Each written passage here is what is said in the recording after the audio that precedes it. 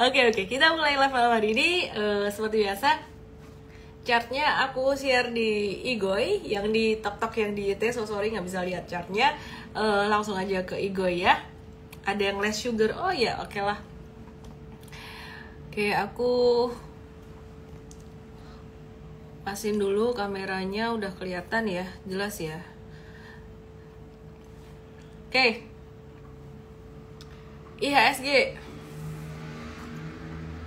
Ya, ini lagi-lagi brand effect dan PP effect. Ya, siapa anak Pak PP, siapa anak Pak Aguan di sini? Siapa anak PP, siapa anak Aguan? Dapat cuan dari saham Pak PP siapa? Oke, aku update buat brandnya naik lagi. Seperti biasa ya, beberapa hari terakhir aku udah bahas brand. Bukan berarti brand ini saya nggak mau beli, bukan berarti karena dia nggak bisa naik, enggak. Tapi kita sudah mulai melihat ada tanda naiknya tuh udah mulai jenuh gitu loh. Dengan volume yang semakin mengecil. Anak miss. Ya, jadi intinya sih you have to be very careful buat profit taking di sini. Dan beberapa berita kalau kalian ngelihat ya di portal berita gitu, portal berita bisa di ini nggak sih? Dengar-dengar sih katanya tuh bisa gitu. Jadi di portal berita itu udah mulai keluar berita-berita bagus tentang ya inilah grup ini. So you have to be very careful aja di sini. Jangan cuman mikirin saham naik karena saham naik itu banyak. Nah, Mtrade sendiri bosen bahas brand melulu karena saya ditanya melulu. Ya 3 akun sekuritas kata El Enrico jual BRPT semua. BRPT agak berbeda karena dia tuh lagi dari masih masa sideways-nya dia, nggak habis di naik sampai 1000% gitu loh. Ya anyway, BRPT tuh hari ini dia mantul dari supportnya gitu. Kalau dia menguat itu bakalan bisa menuju sampai ke 1270. This is not a trading recommendation ya. Jadi aku kasih tahu buat pembatasan resikonya aja. Supportnya di 1085, di bawah 1085 itu trailing stop bisa di angka sekitaran 1000 atau 1040-an, kira-kira kayak gitu. Bagaimana efek dari cut rate minggu depan? Nanti saya akan bahas. Sorry sementara komennya aku matiin dulu, nanti aku nyalain lagi. Ketika aku bahas chart, aku matiin supaya chartnya bisa kelihatan lebih jelas. Aku deketin deh dengan laptopnya. Oke, teman-teman yang di TokTok yang di YT aku share chart di Igoy doang ya. Oke, ya jadi BRPT ini kesimpulannya trennya masih sideways. Jangka pendek potensi mantul sampai 1270-an, bahkan bisa sampai ke 1300. Disclaimer on, ini bukan satu ajakan untuk beli, melainkan teman-teman aku kasih aja area-area untuk waspada profit takingnya. Sekitaran 1270-an dan 1300-an, 1330-an lah ya. Nah, terus stop loss-nya di area sekitaran 1040-an atau di bawah 1085, agak jauh dari harga sekarang. Maka dari itu agak nggak wise kalau teman-teman ngejar di harga sekarang. Nah, BRPT udah ngerti lah ya, oke. Terus BRPT disuruh dijual karena yang lain pada mau beli. Yang suruh jual siapa ya? Ini BRPT kita sih masih kemarin ya, beberapa hari yang lalu ada review buy, sekarang tinggal nge-hold aja sih, kita nggak buy dan nggak sell juga gitu. Oke, mari kita lihat buat saham yang lainnya karena aku banyak banget ditanyain saham Papa PP terus. TPIA breakdown dan bentuknya head and shoulders gitu. Jadi dia bisa berpotensi menguji support di bawahnya lagi, bahkan bisa sampai ke 8.000. Careful ya. Terus ada beberapa saham yang juga kadang-kadang ditanyain karena dia lumayan volatile ya, seperti contohnya AMMN. Ini juga dia sempat menjadi penggerak indeks juga. Nah, AMMN ini trennya lagi tren turun, avoid dulu. Terus ABMM juga rame ditanyain sebelum saya bahas market hari ini. Aku bahas dulu berapa yang rame ditanyain. Careful dengan ABMM. ABMM ini turunnya dengan volume transaksi kecil, tapi tetap aja dia fluktuasinya tuh gila banget. Kalau naik, ini lihat aja ekornya di sini. Jadi sorry yang di TokTok yang di YT mungkin nggak ngerti aku ngomong apa karena harus visual. Nah, ini naiknya kenceng banget ya. Jadi ini bandingannya luar biasa. Ini definitely bukan saham buat pemula dan kita nggak sentuh. M-Trade nggak sentuh ini. Dia pas naik tinggi banget 18% pada tanggal 28 Agustus. Ini adalah contoh kenapa Anda harus berhati-hati dengan saham yang naiknya tinggi. Jangan dikejar di atas. Oke ya. Terus saya lagi random jawab beberapa pertanyaan sebelum saya bahas buat pembahasan saya hari ini, market hari ini. Antam, aku review dulu beberapa pertanyaan teman-teman di sini sambil nungguin yang lain pada join, dan aku akan bahas apa yang aku pengen bahas gitu ya. Habis berita kemarin ya Miss, langsung pada kena jebakan. Sebenarnya enggak sih, ini saham-saham yang naik juga masih retrace. Nanti aku kasih tahu sahamnya apa aja. Ini perhatiin buat Antam itu lagi di area dekat support 1270. Jadi kalau mau buy mungkin tunggu dekat area 1270-an. Oke, aku matiin dulu komennya. Aku akan review market ya. Aku akan review market secara garis besar. Hari ini tadi marketnya cenderung sideways, dan di pasar reguler transaksinya tuh 10,1 triliun, didominasi masih big banks, BRI 855 miliar, BMRI 674 miliar, BCA 672 miliar. Terus BBNI 170 miliar di pasar negosiasi, Medco 147 miliar, Bank Mandiri 94 miliar. Nah, terus hari ini asing tuh cenderung net buy, masih net buy asing sebesar 84,91 miliar di pasar reguler ya. Tunggu ya. I want to tap something. Ternyata YT punya filter. Kenapa saya baru tahu? Oke, lanjut.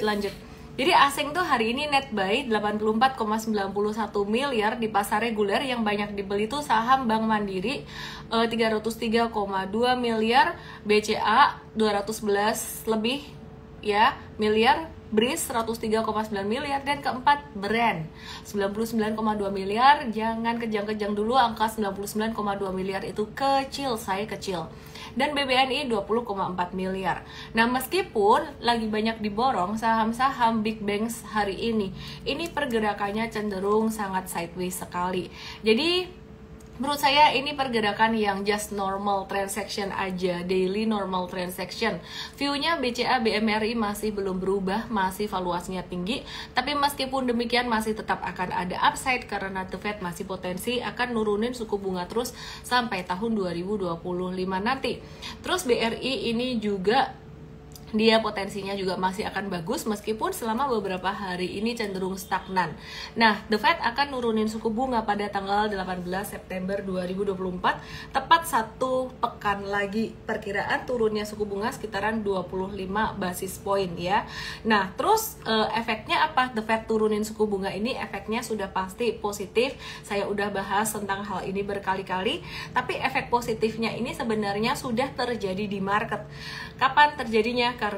Kapan terjadinya? Ketika Jerome Powell pertama kali mengatakan bahwa dia akan turunin suku bunganya di bulan September ini ya. Jadi udah sekitar 2-3 mingguan ini. Dan market sudah merespon positif, udah naik. Baik saham perbankan, saham properti yang sensitif dengan suku bunga. Jadi kalau baru memprediksi saham properti baru akan naik gitu, itu telat banget ya, karena udah naik kemana-mana dan kita juga udah cuan banyak dari saham properti. Yang paling epic di portfolio kita ada Asri dan juga Pani. Nanti gimana buat yang belum dapat, kita akan share ya gimana caranya ya. Nah, intinya sih efek dari turunnya suku bunga ini sudah terjadi, efek positifnya. Nanti di tanggal 18 September itu gimana, apakah akan naik atau akan turun? Aku memperkirakan M-Trade dan M-Fast tuh memperkirakan bahwa 18 September nanti tuh cenderung akan marketnya tuh biasa-biasa aja. Kenapa? Karena udah predicted, udah anticipated dari lama gitu. Nah, yang dinanti adalah penurunan suku bunga yang berikutnya kapan? Kabarnya, beritanya yang belum dikonfirmasi, sekitaran bulan November-Desember itu ada potensi penurunan suku bunga lagi. Bisa 25 basis point, bisa 50 basis point. Nah, jadi kalau nanti ada pengumuman lagi tentang penurunan suku bunga berikutnya di November dan Desember, wah, ini marketnya bakalan jadi lebih bullish. Jadi mungkin September nanti justru tanggal 18 stagnan atau mungkin agak-agak turun sedikit, normal.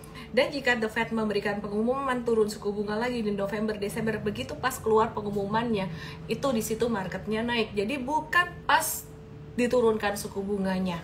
Semoga bisa dipahami, Bapak Ibu semuanya bisa paham di sini. Yang paham tulis paham. Oke, aksesoris susah Kak Ellen apalagi pas pilpres. Belum tentu sih, belum tentu. Oke, terus kita ngelihat ekonomi Amerika ini kan sebenarnya penganggurannya tuh nggak bagus ya. Udah sekitaran setengah tahun ini penganggurannya nggak bagus. Jadi ada potensi si suku bunga diturunin lagi. Nah, aku mau bahas beberapa saham. Hari ini cenderung yang gerak tuh sebenarnya dari Papa Aguan punya saham yaitu Pani. Terus ada SMRA, BRPT, Brand tadi aku udah bahas kilas. Tadi ada yang bilang bosan gitu. Kalau dibahas saham Papa PP terus, baik, nanti saya akan bahas yang lain ya. Bagaimana dengan penurunan suku bunga BI? Sama dengan suku bunga The Fed. Jika suku bunga BI diturunkan, itu efeknya akan positif pastinya ke market. Dan sebenarnya market merespon positif itu bukan ketika suku bunganya pas diturunkan, tapi market merespon positifnya itu ketika ada berita. Oke ya. Makasih Miss Mapi udah naik 11% di portfolioku. Makasihnya sama M-Trade, jangan sama saya. Terima kasih M-Trade. Oke ya. BNGA sama BBTN gimana? Oke, bahas Mapi Miss. Baik, nanti saya akan bahas Mapi. Sebelumnya aku mau update inflasi Amerika. Yang penting banget ya saya update inflasi Amerika ini karena mempengaruhi The Fed nanti akan nurunin suku bunga atau enggak. Jadi inflasi Amerika ini turun dari 2,9 jadi 2,5% di bulan Agustus 2024. Angka ini di bawah perkiraan analis yang memperkirakan di angka 2,6%. Artinya apa? Target inflasi itu di 2%. Ya, jadi ini semakin bagus untuk pasar saham. Tapi perekonomian Amerika sebenarnya lagi melambat banget kalau kayak gini ceritanya. Nah, core inflation atau inflasi intinya ini masih bertahan di 3,2%. Sama persis dengan konsensus di angka 3,2%. Konsensus itu penting. Jadi bukan cuman harapan naik atau turun, tapi sesuai dengan konsensus enggak. Kalau sesuai dengan konsensus, oke, market biasa tidak merespon terlalu volatile. Kalau lebih jelek dari konsensus, pastinya market merespon jelek. Kalau lebih bagus, ya market merespon bagus. Dan kali ini angkanya lebih bagus dibandingkan dengan konsensus. Meskipun inflasinya lebih rendah, harapannya kan sekarang inflasinya rendah gitu ya. Oke, terus The Fed potensi nurunin suku bunganya lebih besar di tahun 2024 ini. Tidak hanya di September, kemungkinan akan ada di November dan juga Desember. Nah, teman-teman yang ada di Tok yang di YT, aku mau share chart di Igoy. Ya, aku mau share chart di Igoy. Aku mau update beberapa saham properti ya, tapi sebelumnya aku update dulu beberapa sentimen positif emiten properti. Saya ulang lagi. Yang pertama, peluang pemangkasan suku bunga The Fed ya, peluang pemangkasan suku bunga The Fed ini potensi menurunkan BI rate akan potensi ikut turun juga, jadi cicilan KPR bisa lebih ringan ke depan tuh sentimen positif. Pasokan semen ini dinilai akan oversupply hingga 2030, harga semen bisa lebih murah, terus kuota fasilitas likuiditas pembiayaan rumah atau FLPP ini naik ya, naik dari 200.000 unit dari 166.000. Terus insentif PPN properti ini juga yang ditanggung pemerintah, PPN DTP-nya dari 50% jadi 100% ya. Kontribusi insentifnya nih gede nggak sih? Dia nyumbang sekitaran 30-50% dari total penjualan emiten properti. Jadi kalau ditanya ngaruh nggak? Ngaruh. Terus pemerintahan yang baru nanti di bawah pimpinan Pak Prabowo dan Gibran ini berpotensi membentuk Kementerian Perumahan, jadi dipisah. Tadinya PUPR nggak sih? Kalau salah saya tolong dikoreksi ya. Dia akan membentuk Kementerian Perumahan ya, di masa pemerintahannya bisa mendorong pembangunan perumahan dan membuat kebijakan properti makin jelas dan terfokuskan. Nah, saya sih sebenarnya ya agak mengait-ngaitkan ya. Sorry, ini bukan bicara tentang politik. Saya melihat kira-kira tuh kita kembali lagi pada masa pemilu kemarin, siapa saja yang mendukung pasangan ini nomor 2 kan, ya kan? Jadi siapa aja yang mendukung di situ. Nah dari situ kita bisa melihat sebenarnya proyek-proyek apa sih yang mereka sedang kerjakan dengan pemerintah saat ini. Jadi kalau kita perhatiin emiten-emiten apa yang bakalan terdampak positif, mungkin tidak akan langsung terdampak positif, tapi mungkin jangka menengah panjangnya bisa terdampak positif. Ya mungkin salah satunya Pani atau ada banyak lagi. Sepertinya hampir semua Taipan, hampir semua Konglo itu mendukung pasangan ini. Jadi kalau dilihat emiten-emiten mereka ya mungkin akan cenderung positif. Disclaimer teman-teman, ini perkiraan saya aja gitu ya. Pilkada akan ada efek seperti pilpres awal tahun nggak? Pilkada mendorong sektor consumer goods untuk bisa bergerak lebih aktif. Tapi tidak akan terlalu banyak efeknya. Lebih banyak efek dari The Fed nurunin suku bunga. Oke, aku akan bahas beberapa saham yang kemarin dari sektor retail. Aku sudah cukup banyak membahas saham dari retail. Out of topic dikit dari retail, aku mau bahas sektor properti karena dari tadi aku udah bahas sentimen properti. Aku mau review dari BSDE dulu, udah lama aku nggak review BSDE. Seperti biasa aku ingatkan BSDE valuasinya murah, tapi BSDE ini saat ini lagi ngebentuk apa? Ini lagi bentuk huruf M.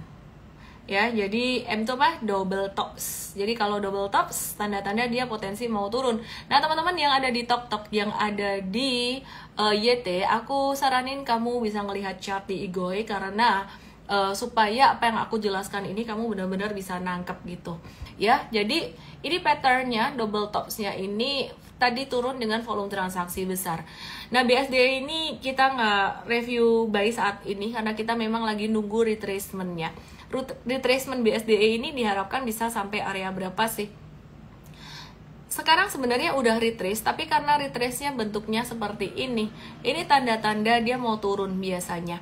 Jadi kita menunggu retracement-nya sampai sekitaran level 1200-an. Ya, jadi bisa turun sampai 1200 di area ini.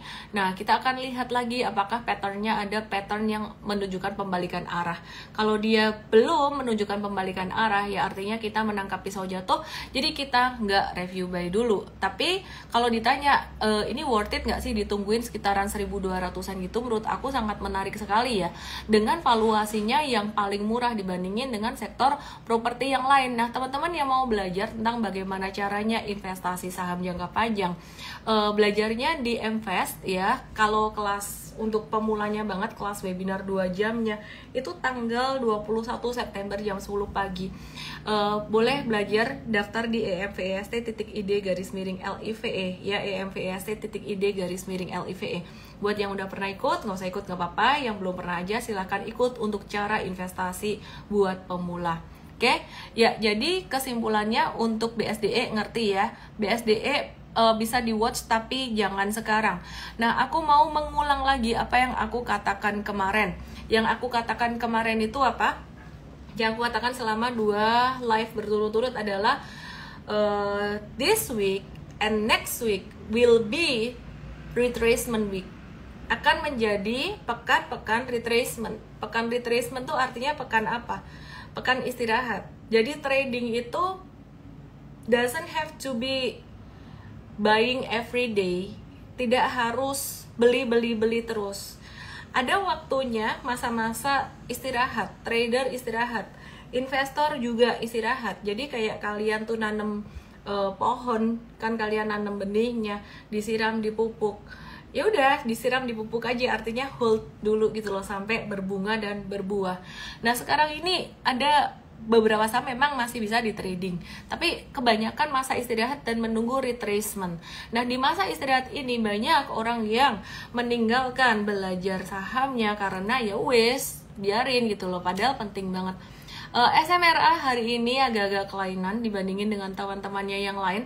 Dia naik tinggi Dan kali ini kali keduanya anakku profit taking di trading saham, dan kayaknya aku akan arahin mereka untuk investing aja karena susah ngajarin mereka trading pas lagi sambil sekolah gitu ya. Jadi they're so lucky, turun kena support naik lagi, jadi saya kasih tahu nak harus dipantau ya gitu, kalau nggak investing aja. Oke.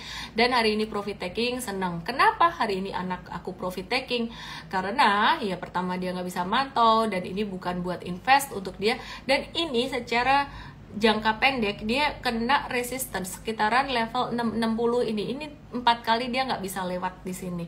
Jadi kesimpulannya ya, jadi 4 kali dia nggak bisa lewat area 660 ini menjadi satu resistance yang kuat buat SMRA di dalam jangka pendeknya dia untuk tradingnya, jadi rawan profit taking di area tersebut. Nah buat teman-teman, buat kalian yang pengen nonton chartnya, ke Igoi aja ya. Oke, nah terus ini ekspektasinya gimana untuk jangka menengah panjang? Masih akan sangat bagus sekali, apalagi jangka panjangnya. What to expect dengan SMRA bisa turun atau normal correction kemungkinan sampai 630, dan bisa mantul lagi, dan ya bakalan bisa lanjut naik. Intinya SMRA akan ada normal correction. Normal correction itu koreksi atau turun normal aja.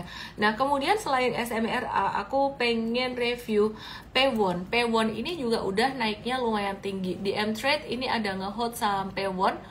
Aku mau cek P1 M-Trade masih ada, dan ini ada cuan sekitaran 30% sampai hari ini, perlahan tapi pasti steady. Aku suka banget saham yang patternnya kayak gini, ini nggak bikin jantungan, ini naiknya steady. Karakter tiap orang beda, ada yang suka scalping, wah kalau aku nggak suka tuh, bikin pundaknya pegel, harus ngamatin terus gitu ya.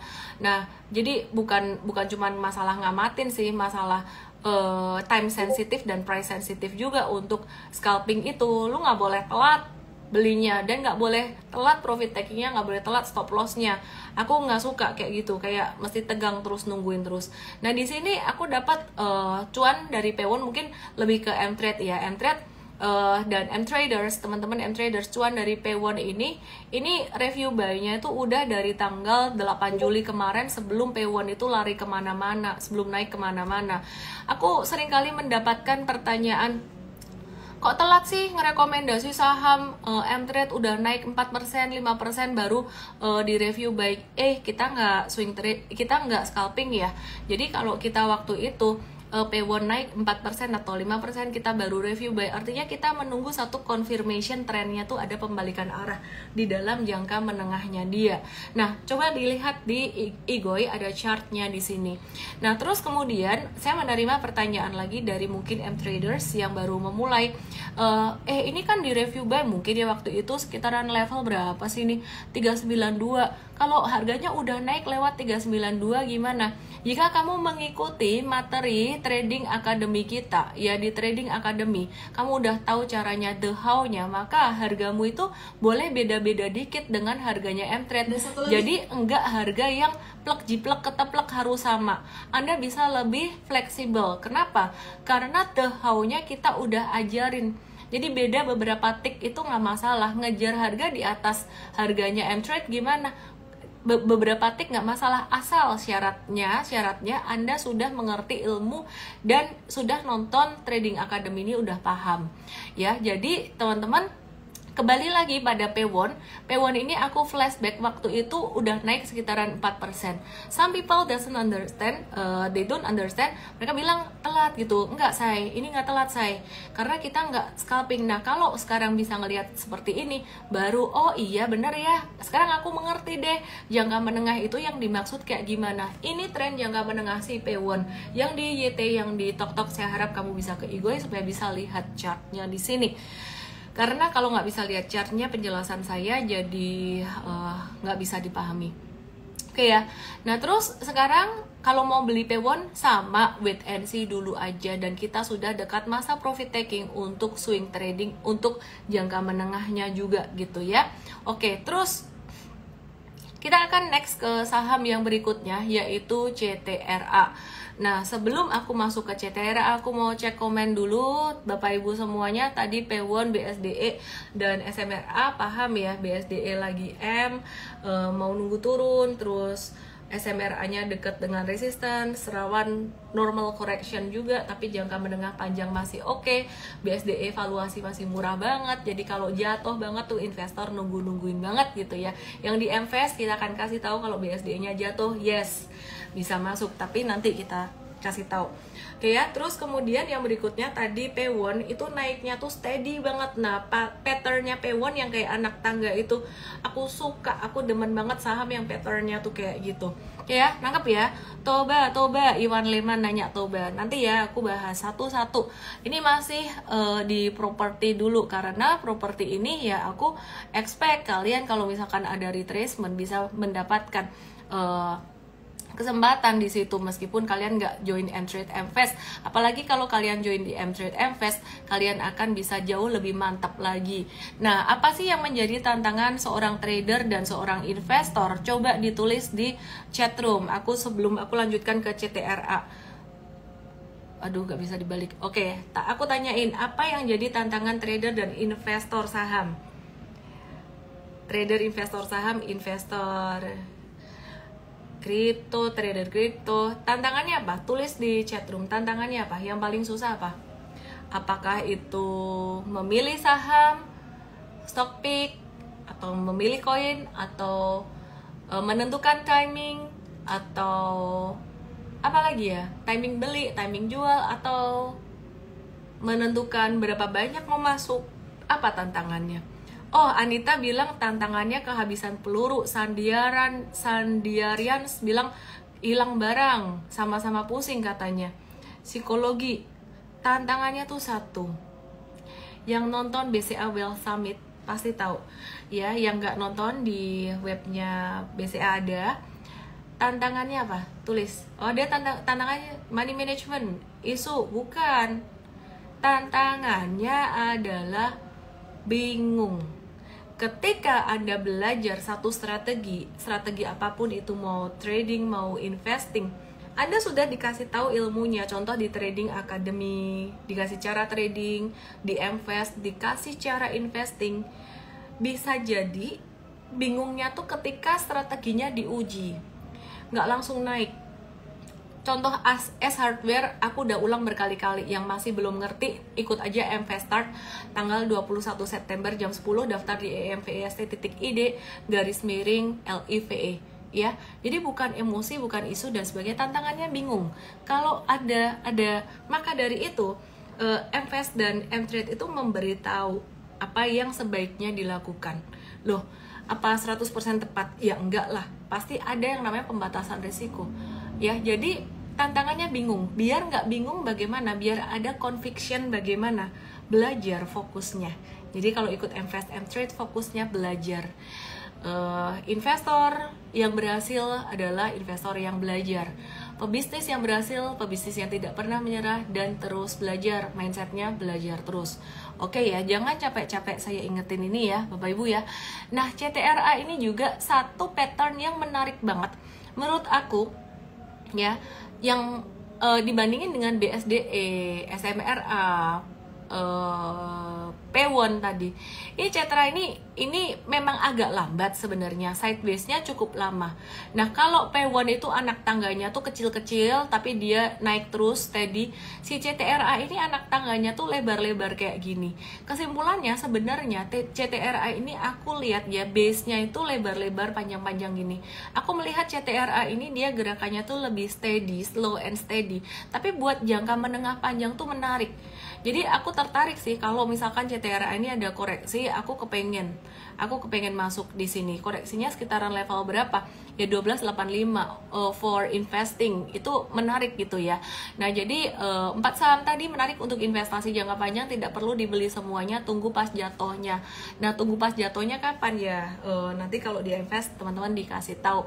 Oke ya. Jadi CTRA tadi juga membentuk anak tangga. Kira-kira upside-nya bisa sampai berapa? Sebenarnya kalau ditanya upside-nya sampai berapa tuh sebenarnya tidak ada seorang pun yang tahu loh. Sekuritas analis itu kalau bikin projection itu bisa direvisi gitu loh, tergantung sikon atau kondisi gimana. Tapi kalau Anda minta saya bikin projection untuk CTRA ini di dalam jangka panjangnya, rentang waktu 1 tahun mungkin. Saya akan coba buat, ya mungkin nggak banyak, aku bikin upside-nya sekitaran 30%. Wah gak keren ah, apaan itu return 30% 1 tahun. Ya kan aku bikin yang pesimisnya, bisa terjadi kurang dari 1 tahun gitu loh.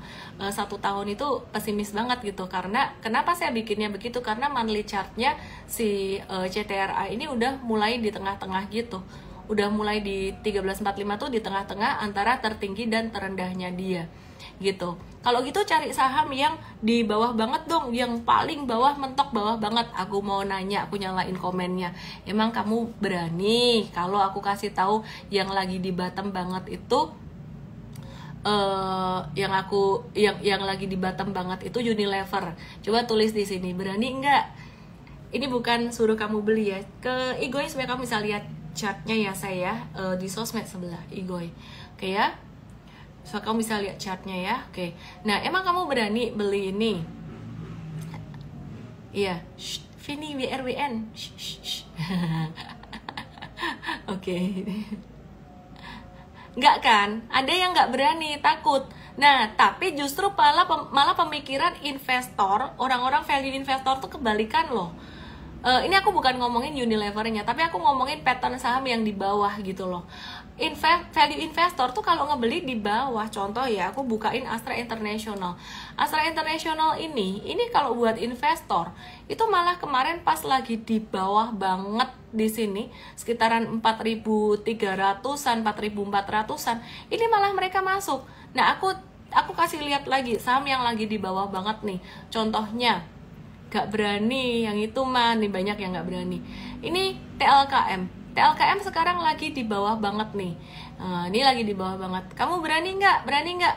Ini ada yang bilang titip sendal aja wes. Titip sendal, beli 1 lot, semua dibeliin 1 lot. Ya cuannya gimana, berasa dong gitu. Oke ya. Ini perhatiin ini. Ya jadi biasanya orang-orang bilang harusnya belinya pas di bawah, jangan kayak CTRA gitu udah di tengah-tengah.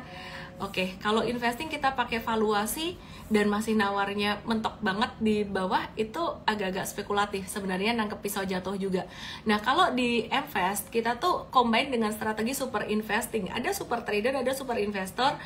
Super investing, bedanya time frame-nya kita gedein. Nah, kata kuncinya kita cari belokan. Kalau nggak nunggu belokan, pas belinya pas di turun gini, wah itu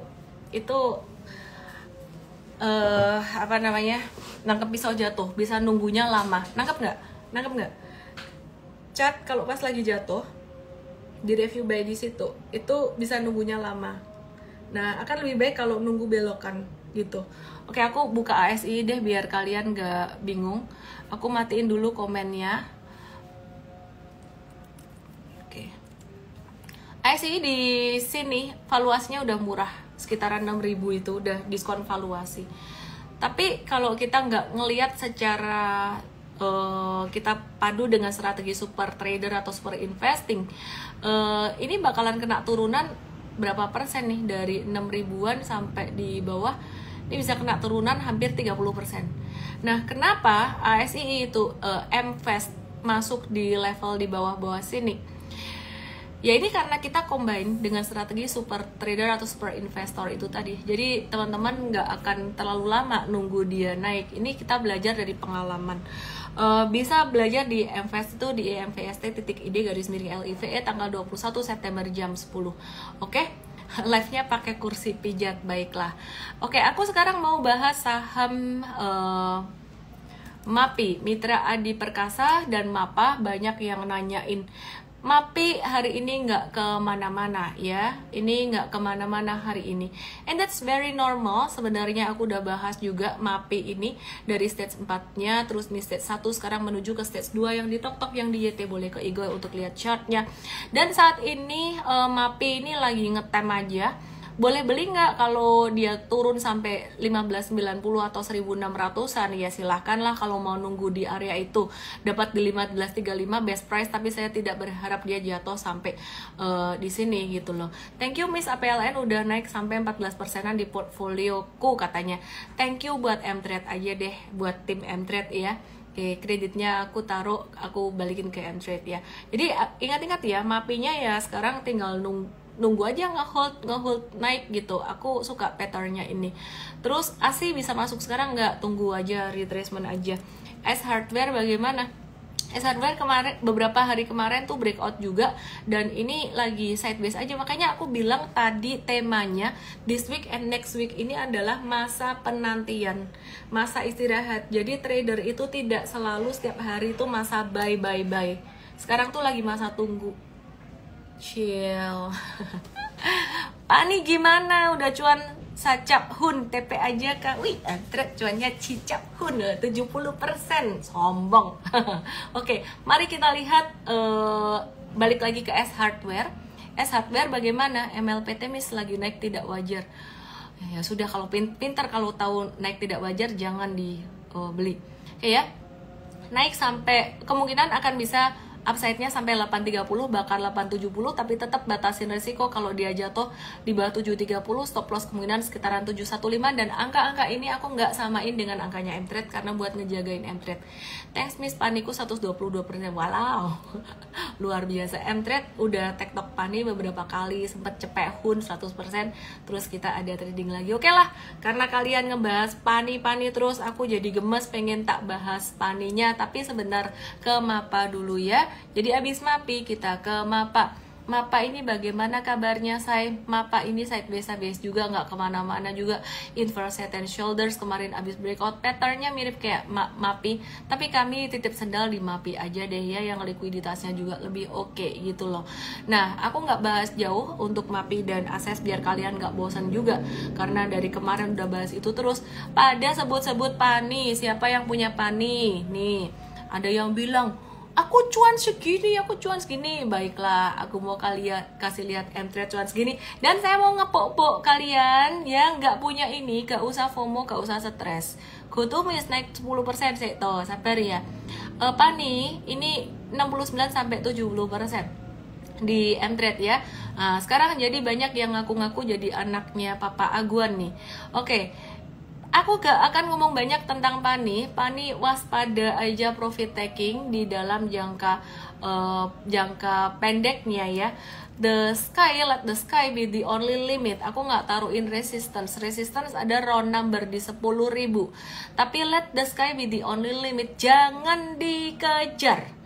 Jebakan FOMO sudah belokan mau naik, kata Frans Dewi, jangan dikejar. Pani apa nggak ketinggian Miss? Pinter kamu, Fandi Lim. Emang udah ketinggian, yang di tok yang di YT lihat di Igoy. Iki wes keduren ya bahasa Jawanya ya, udah ketinggian ya. Ini jangan dikejar. Biarin dia retrace balik ke bawah dulu, atau dia sideways begini. Ini sidewaysnya cuman dikit doang nih, gak sopan nih, langsung ngegas naik lagi nih ya. Jadi kongret buat M-Traders yang dapat pani cuan 70% up to 70% ya. Mau jadi anak Miss Ellen aja, saya galak loh. Mama yang galak, kamu gak makan saya omelin. kamu gak belajar saya omelin, kamu main HP terus saya omelin. Oke, tunggu di 5.000 aja paninya Miss, katanya. Aduh jangan, di 5.000 mah udah downtrend dong. Pani tuh nunggunya sekitar 85-50an. 8500, 8550-an mesti nunggu ngelihat patternnya juga ya. Nah, jadi ini udah rawan profit taking, oke? Terus Asri, Alam Sutera Realty. Saham ini masuk UMA, unusual market activity, dan kita sudah mulai waspada profit taking. Hari ini kita belum review sell, lihat di Igoy biar bisa lihat chartnya. Lihat di Igoy, Alam Sutera Realty ini cuan 64-66%. Kemarin sebenarnya sempat 70%, karena hari ini turun dengan volume kecil, kita masih nge-hold gitu loh. Jadi kalian mesti tahu gitu, kalian mesti tahu bahwa saham tuh turun tuh tidak selalu bahaya. Dan kenapa hari ini candlenya jatuh panjang gini, 6% jatuhnya, kita belum review sell, karena apa? Sebentar ya.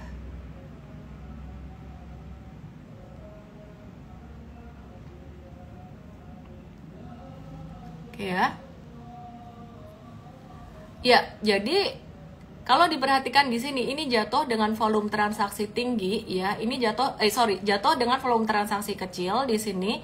Saya tuh heran ya, di sini tuh aku ngeliatin komen tadi tuh ada buzzer yang ngiklan-ngiklan, terima kasih koko ini. Loh ya, gak elegan banget cara ngiklan. Kerjasama apa gimana gitu loh. Kadang orang tuh aneh. Kedengeran ya suara pengajian ya? Hebat juga ya pendengaran kau. Oke. Ya ini intinya kita lagi nunggu retracement. Ini kalau jatuh 6%, kita modalnya di atas, kita modalnya di level 200 atau 206-an di sini. Kita bakalan profit taking sih. Tapi karena kita modalnya di bawah ya kita kasih toleransi untuk dia retrace. Gitu ya. Oke. Terus Asri udah biarin. Ini PNLF. Ya. Dikik aja Ci. Biarin aja. Lucu-lucuan. Itu menunjukkan apa ya, butuh banget follower gitu loh. Ngapain sampai ngiklannya tuh pakai buzzer, lagi orang di tempat live orang lain. Temenan sama aku aja aku seneng kok diajak temenan. Aneh-aneh loh. Oke, bantu dong Miss saham konstruksi. Oke, aku akan bahas PNLF gimana. PNLF lagi retrace. Jadi kalau kalian lagi nunggu retracement, aku matiin komennya dulu karena chartnya agak ke bawah ini, jadi agak nggak kelihatan gitu. Kedengeran ya suara Wajid ya, kan samar-samar. Oke, ini tuh pas lagi di retracement banget. Nah kita kan lagi nungguin saham-saham yang lagi di retracement ya. Ini PNLF salah satunya yang udah retrace. Nah kesimpulannya, jadi karena berhubung dia udah retrace, maka PNLF ini kita bisa watch lagi loh.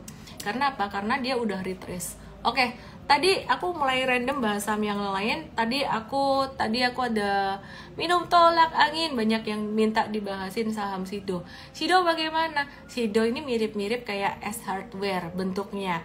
Ya, aku mau bersihin dulu gambarnya Sido. Sido ini salah satu yang direview Mvest untuk investing juga. Ceritanya juga mirip kayak S Hardware, sempat rugi terus kemudian udah naik. Nah, perhatikan di sini. Ini Sido, ini udah breakout dari double bottom kecilnya. Jadi kalau untuk trading ada potensi naik, tapi aku lihat beresiko. Belakangan ini Sido sering keluar ekor. Jadi kalau keluar ekor dia rawan ngeprank, habis naik terus turun lagi. Ases udah dibahas, Antam udah dibahas. Terus tadi ada yang minta bahas saham apa ya? Aku lupa. Oh, construction. Oke, aku matiin komennya dulu, aku bahas construction ya, yang di TokTok, yang di YT, I'm so sorry, I cannot share the chart with you there, tapi kamu bisa move ke Igoe untuk bisa lihat di situ. Construction, Adikarya. Hayya, breakdown ya sudahlah. Cow lah, cow. Objektif ya. Volumenya nggak gede, tapi ya udah cow aja lah gitu ya. Terus PTPP tadi aku cow. Nah, aku mau cerita nih. Manusiawi. Aku nyalain komen sebentar lagi. Manusiawi.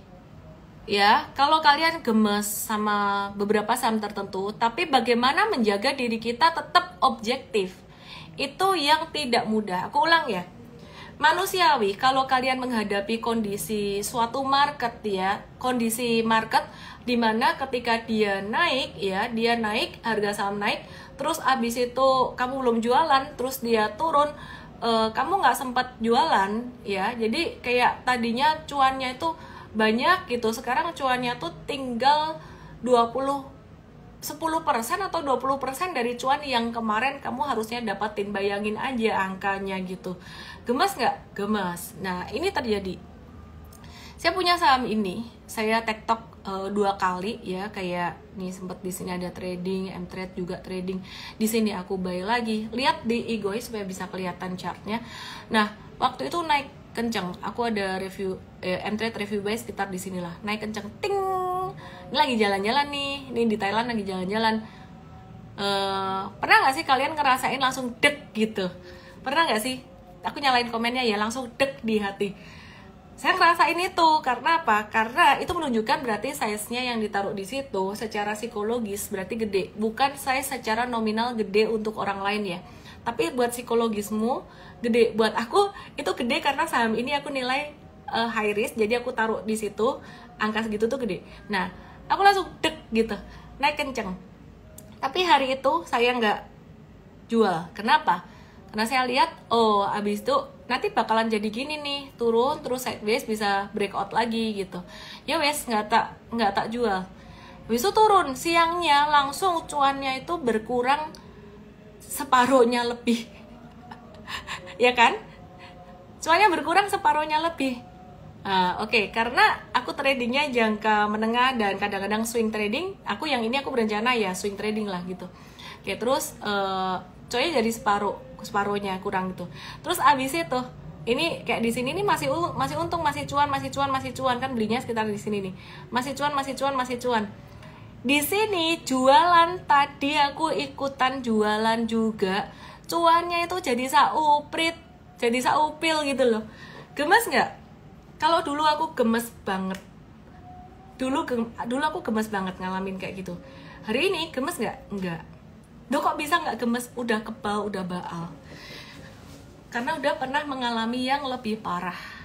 Dulunya udah pernah ngalamin yang lebih parah. Jadi dari cuan jadi loss kayak gitu. Sekarang semuanya sudah terantisipasi. Kata kuncinya adalah, kalau kamu memahami apa yang kamu lakukan, kamu gak akan stres. Warren Buffett bilang apa? The risk comes from of not knowing of what you are doing. Jadi pahami baik-baik apa yang kamu lakukan. Jadi gemes sih gemes, tapi gemesnya tuh gak bikin stres, gak bikin marah, gak bikin gimana.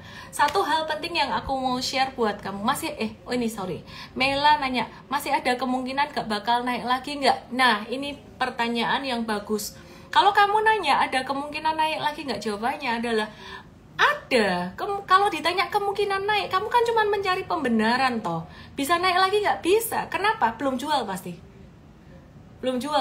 Kenapa? Gak mau jualan pas dia turun.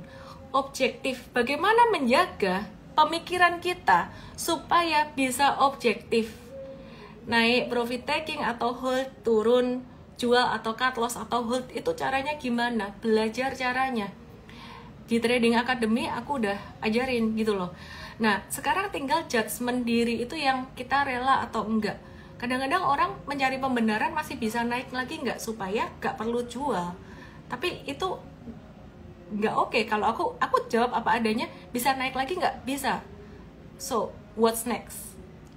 What's the next question? Kamu akan nanya, boleh hold nggak? Aku akan jawab, terserah kamu. Karena itu duitmu. Belajar dulu lah ya. Tadi mau ngomong apa jadi lupa toh.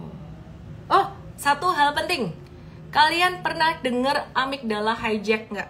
Tulis di sini yang pernah dengar, yang pernah, yang enggak tulis aja enggak. Kalian pernah dengar nggak amigdala hijack? Amigdala hijack kalian pernah dengar nggak?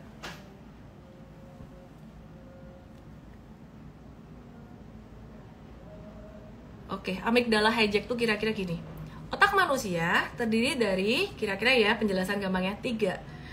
Otak reptil, otak mamalia, dan otak neokortex. Otak reptil dan otak mamalia adalah otak purba kita. Otak reptil adalah otak yang merespon rasa takut, ancaman, sakit, dan sebagainya. Merespon dengan fight, berantem, flight, kabur, atau freeze, diem. Itu otak reptil. Otak mamalia merespon fun, dopamin, kesenangan. Jadi dia kepengen terus dan terus, addiction. Otak neokortex adalah otak pinter kita, otak modern yang mengambil keputusan. Kayak hati-hati ya, jidat nih jangan sampai kejedot, jangan sampai rusak gitu loh. Nanti jadi kocak kan ya, sayang kan ya. Oke, aku coba pause komennya dulu supaya saya bisa fokus. Trader atau investor, saya sering kali menjumpai trader atau investor, bahkan saya sendiri pernah ketika trading atau investing terjebak amigdala hijack. Amigdala hijack itu tanda-tandanya adalah marahmu tuh nggak rasional. Marahmu itu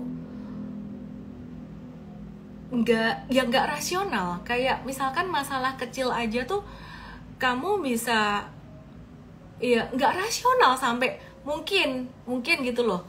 Ada orang yang marah banget sampai menyakitin dirinya, sampai menyakiti orang lain, atau mengumpat sampai kata-kata kasar keluar. Ya mungkin karena orangnya nggak bermoral bisa juga, tapi kalau orang bermoral sampai dia mengeluarkan hal-hal seperti itu bisa jadi kena amigdala hijack. Nah, jangan sampai ketika kamu trading atau investing itu kena amigdala hijack. Caranya bagaimana? Kamu harus ngejaga tetap objektif dari awal. Biasanya yang kena amigdala hijack itu yang trading atau investing tanpa perencanaan dan masuknya dalam jumlah besar. So be very careful dengan strategi konsentrasi. Konsentrasi itu strategi all in. Strategi satu saham doang atau strategi 2 saham doang. Strategi kayak gitu bisa bikin cepat kaya. Mungkin orang-orang yang pamer dari berapa ratus juta jadi puluhan miliar dalam waktu singkat, ya saya nggak ngejudge orang bohong, nggak ngejudge orang kayak gitu. Bisa jadi nggak sih? Bisa jadi, tapi strateginya mungkin udah all in, pakai utang, tambahin modal dari yang lain, pakai margin, ya makin bergulung-gulung. Tapi jangan lupa resikonya juga jadi parah banget, gede banget resikonya. Nah, kalau kalian udah pakai utang atau all in, itu gampang banget kena amigdala hijack. Dan kalau udah kena amigdala hijack, impactnya berbahaya bukan cuma buat portfolio dan duit kamu, bisa berbahaya buat dirimu sendiri dan orang-orang di sekitar kamu. Saya mau cerita hal yang agak nggak enak dikit, mungkin ini kena policy dari sosial media, jadi aku agak filter dikit kata-katanya. Kalian kalau ngelihat berita-berita pada masa crash tahun 98, 2008 dan pada masa-masa crash ketika kripto beberapa waktu yang lalu itu sempat crash juga. Itu kan kalian melihat ya berita-berita yang ada mahasiswa ini adik kelasnya. Kenapa?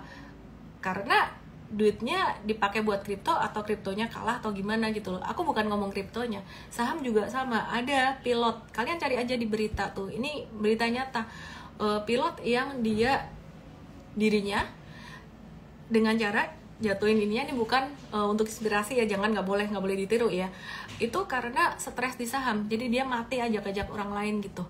Jadi itu kenapa amigdala hijack, itu yang saya sangat antisipasi dengan cara start small. Mulai investasi, mulai trading selalu berawal dari start small dan belajar dulu. Gak mau belajar, gak mau prosesnya, maunya diiming-imingin sama yang cuan cepet, naik jadi banyak duitnya, wah luar biasa ya, keren ini. Hati-hati banget. Semakin bombastis, you have to be more careful. Ketika kami mengedukasi, kita selalu kasih tahu resikonya. Waktu itu kita kasih tahu BRI potensial, kita kasih tahu BRI resikonya ke 38. Belum tentu kena 38, tapi resiko 38. Paham ya? Nangkep ya? Yang di Malay betul. Oke ya? Ya udah, itu aja yang aku share buat kalian. Justru mindset dan hal-hal seperti ini itu sangat penting sekali. Tantangan psikologis bisa diminimalisir dengan cara start small, belajar, conviction. 3, gak usah kepengen pom-poman orang lain. Modal segini jadi segini, modal segini jadi segini. Gampang all in, pakai utang. Gampang kaya, gampang bangkrutnya juga. Sekian dari saya. Jangan lupa 21 September jam 10 pagi ada Investart, belajar investasi jangka panjang. Karena tidak hanya trading saja, piramida harus lebih besar di bawah, investasi harus lebih besar daripada trading untuk menjaga portfoliomu tetap sustain jangka panjang. Saya Ellen May, salam profit. Selamat malam. I'm so sorry tidak semua pertanyaan bisa terjawab ya.